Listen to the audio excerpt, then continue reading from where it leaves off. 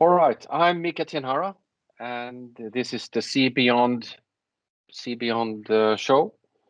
Today's guest is Sara Sabin out of London in UK. Welcome, Sara.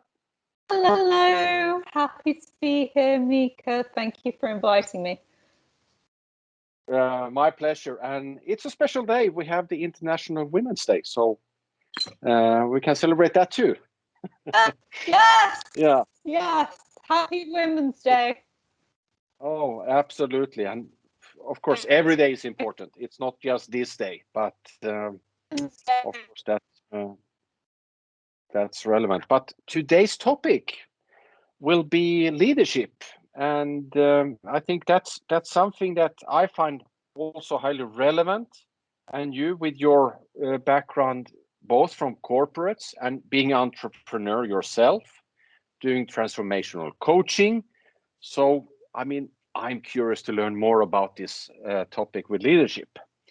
So we could kick off with some general questions here first, Sara, to understand a bit more uh, about the leadership aspects. And as such, I would like to ask you, I mean, what do you see or are typical barriers in terms of leadership to make a company successful?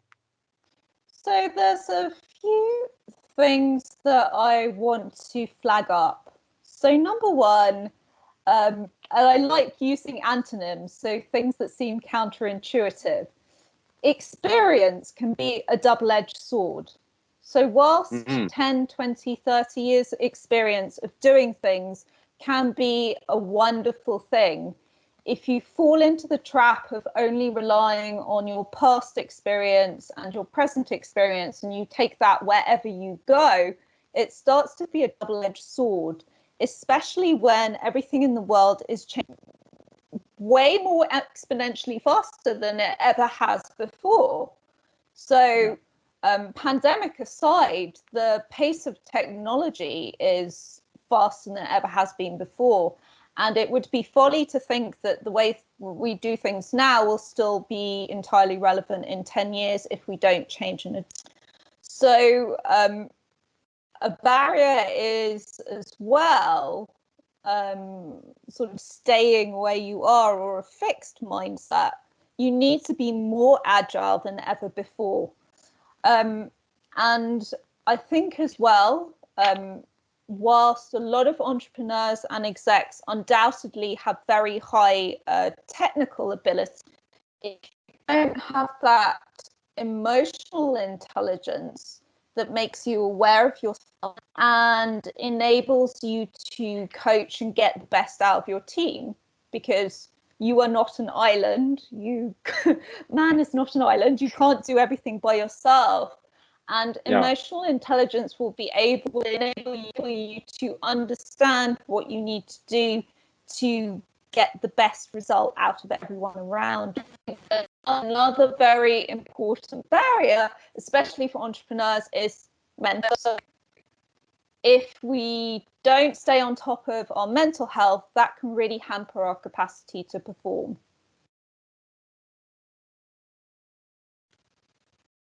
I'm back. We're having some connect.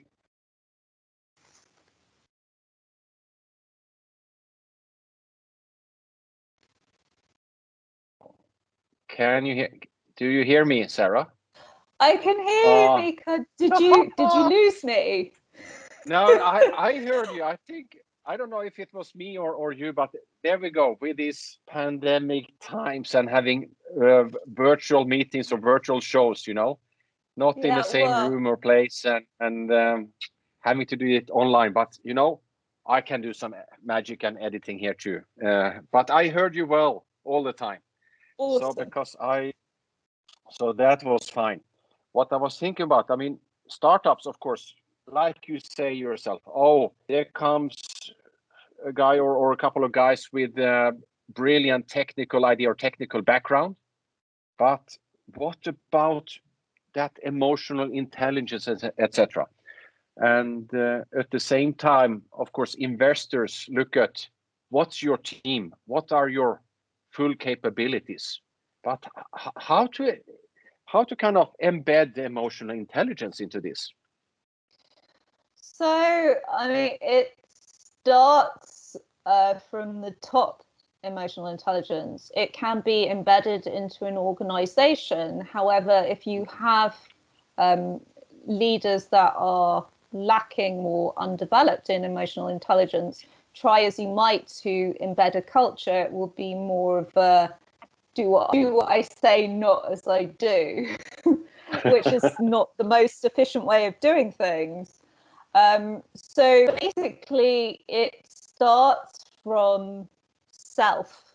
A leader needs to become more aware of who they are as a person, what their own motivations are, what their own values are, what their vision is, before they can hope to develop emotional intelligence within a culture. And that might be as simple as learning to shut up more.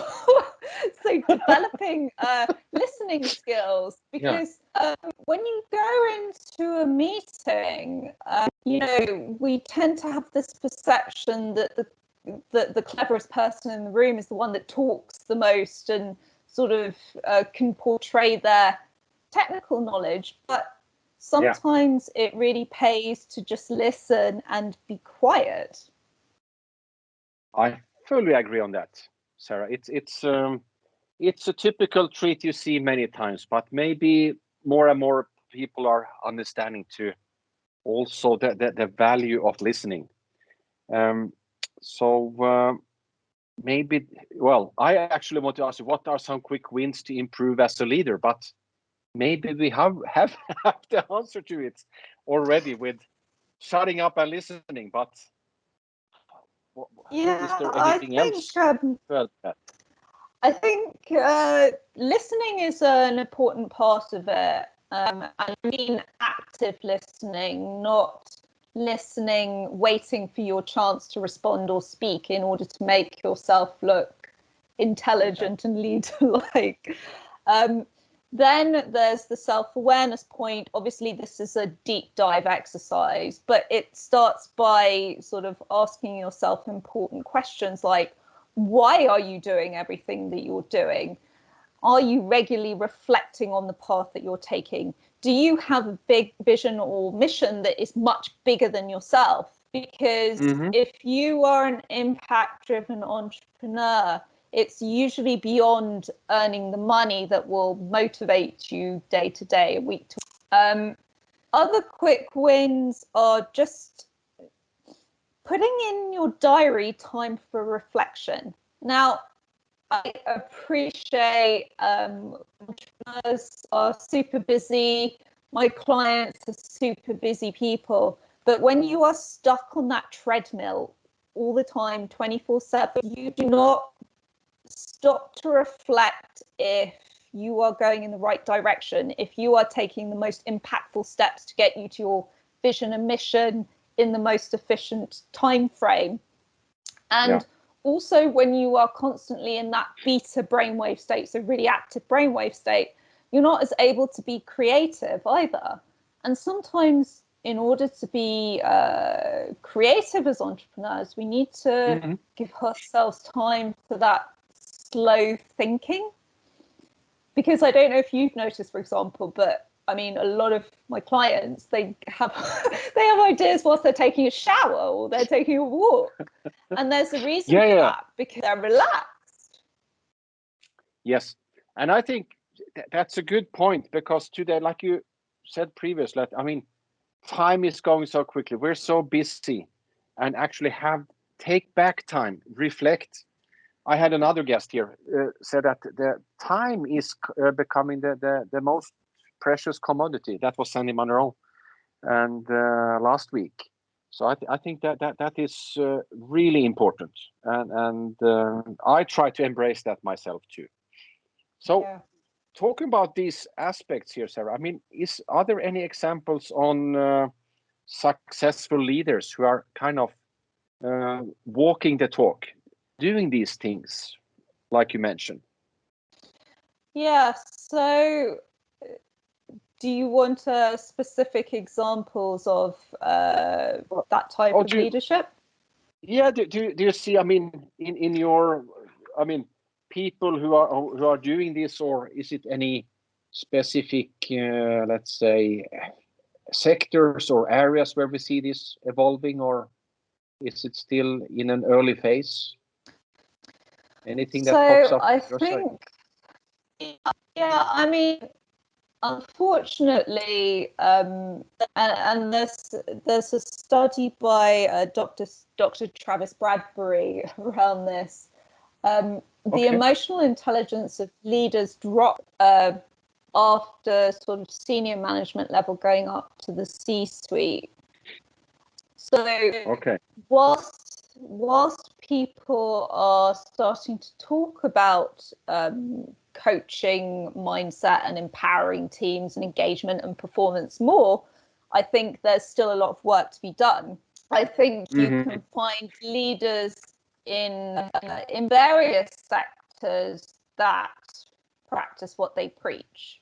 So, and that's a very important element of it. Walking in integrity and being authentic.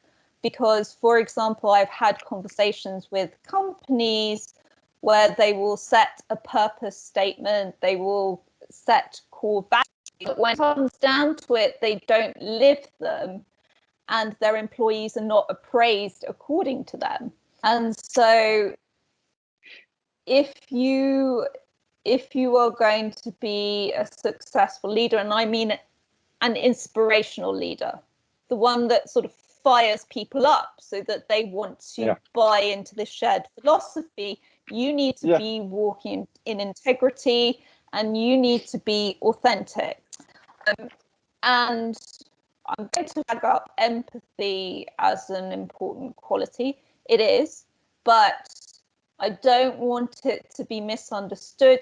As a leader, you have to be nice to everyone all the time, and you have to pat people on the head and tell them they're wonderful. Yes, that is part of it. You should encourage people, but it's also having courage, the courage to take difficult decisions and to negotiate and to give constructive feedback when it needs to be given. And I think if you look at any leader that has achieved really extraordinary things, so if we're talking about the Steve Jobs or Bill Gates of the world, those people are vision. Those people see the future before we see it. And I believe that you can develop that future intelligence. Most leaders are clever people, but clever doesn't mean you can envision the future or see what's going to happen. Whereas if you start opening up your intelligence and your perception, you can begin to see the direction of travel and the way the world is moving, which is going to be so helpful in the next 5 to 10 years as everything changes. Because frankly, with the way technology is moving, I wouldn't be surprised if, with the advent of AI, a lot of sort of manual jobs or jobs that don't involve creative thinking are able to be taken over by, I hate to use the word robots, but I'm going to use the word robots. Yeah. No, I think that's, AI side, and it's so broad too. And I think what some companies like Affectiva, for instance, are doing with emotional AI is going to be really interesting to follow. But like you say, how to decode the future, how to look into the future. I think also like, Wayne Gretzky used to say, you can't shoot a puck where the guy stands. You have to shoot it somewhere where he's going to be in the future. That's the way to be successful. And I hear that there's a lot of work still to do, of course. So you're helping companies, startups and mid-sized companies to do this type of transformational coaching. So what are the key steps to get going here? So I draw a distinction between coaching and consulting. I do both, and I work with companies and individuals where they are, which I think is really important because it's so tailored, it's so individual that trying to put sort of a general formula to fix everything just doesn't work. So agility comes into it as well. It follows a framework. Which parts of the framework are focused on depends on what needs to be focused on in that particular leader or team of leaders or company. But we start at the level of vision, purpose, identity. So vision for yourself and the business, purpose for yourself and the business, and who you are. So this is the very core of emotional intelligence, self-awareness. Who are you? What are your values? Why do you exist? Who do you want to be as a leader? What's your personal way of inspiring people? And that inner work starts to pave the way for the outer work. So I do an inside-out framework because I don't believe that either inside or outside in and of itself is enough. The most powerful transformation occurs at all levels. So from the level of vision, purpose, identity, you can then set action steps that are aligned with the direction, that are aligned with your future intelligence that you've developed. Yeah. And I encourage businesses to think of strategy as an evolving beast. So this is not a case of sort of doing a plan, putting it in a drawer and never thinking about it. You want to identify what are your core focus areas for the business, and you want to identify focus areas that create the maximum impact. So if you've heard of the Pareto principle, 80% of results come from 20% of our effort. Most people don't understand what the 20% is that's producing 80% of the results. So going back to basics there and setting goals, and I mean big goals, because I really encourage people to up level. Setting goals around that is powerful.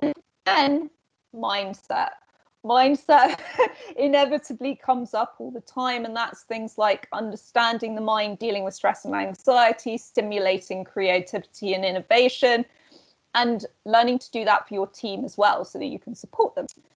And then sometimes as well consulting comes into it. So if I can bring my startup expertise into what a business is doing, I will do that. And that's the overall framework, basically. Yeah, I mean, that sounds great. I think also that, I mean, think about these big ideas to spark creativity, etc. I mean, many people might think, oh, but it's so risky, it's so complicated. But I think that's stimulating for the mind. But how then? I don't think it is risky, I have to say. I mean, it's a case of leader. Do you want to be the best? If you want to be the best, you emulate what the best do. And the best are constantly learning. They have coaches, they have consultants, and they do that for a reason. It's not about sort of needing a coach. It's about, do you want one in order to up level your potential? Exactly. I love that because I'm of the same opinion, but I think many are not thinking that way. But we want to turn this, make the beauty out of the beast. So I like that analogy. So in the next 5 to 10 years, what do you think will happen in terms of leadership, emotional intelligence? Where will we be at? Oh, this is where my future intelligence comes in. So Exactly. I'm actually going to just I'm just going to flag up a report which the World Economic Forum did in 2016, and they were talking about the future of jobs, and they put emotional intelligence as one of the top 10 skills to have in the future of work. So I really do agree with that, because without having that adaptable, emotionally intelligent leadership, you will get stuck in old patterns, old ways of doing things, and you won't be able to pivot and adapt quickly enough to make sure that your business continues to be relevant at that stage in the future, wherever we are. So maybe we have robots, maybe we but it's less about sort of the outside work, and I would like to see a trend where people go more towards developing themselves as a precursor to the work that they do on the outside. The leader of the future also needs to be able to communicate transparently, both internally, so to their team, because don't forget as well, we have a new generation coming through in the next 10 years. Generation Z, which is people, I believe, up until the age of 25, are more purpose-driven, impact-driven, more entrepreneurial, more wanting to be stimulated than previous generations. And in order to retain and attract them, you need to be able to offer to them what they want, and that goes beyond just offering them a paycheck. So what else are you going to offer them? And I think another thing as well that I'm very fond of talking about is building a culture of leadership. So wherever anyone is within an organization, they develop their leadership skills. Whether they want to get up to the C-suite or not, they start to see where they fit into the bigger purpose and vision, because of course an emotionally intelligent leader will have hopefully adequately communicated.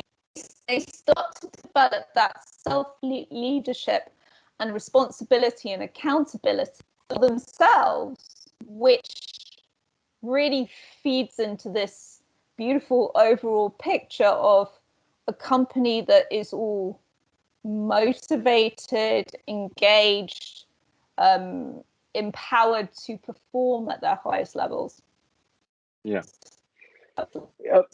There's a lot of takeaways here, and Sara. So I think we still have a lot to learn.